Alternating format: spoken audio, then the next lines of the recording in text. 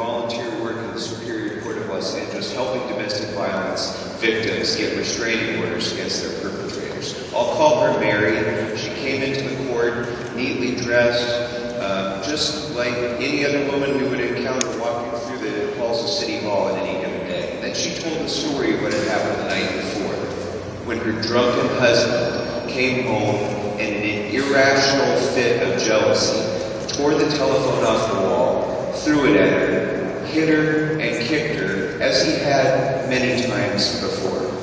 But on this particular night, he pulled out his handgun and he placed it against her temple as he pinned her against a door to one of the bedrooms in the apartment.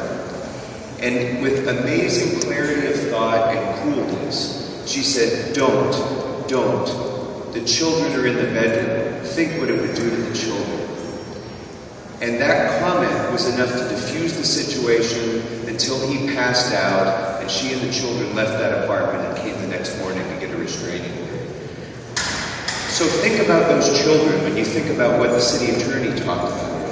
When you think about the impacts on gang violence, when you think about the impacts on gun violence, when you think about the life that those children have ahead of them, whether they were victims directly of the kind of torture that our mayor talked about, the kind of physical abuse, or not, those children living in that household have had their lives degraded. They have had their futures endangered, and they will be more likely to be perpetrators of violence or the kinds of people who will accept violence as an ordinary thing in their life. Neither of those is an acceptable situation.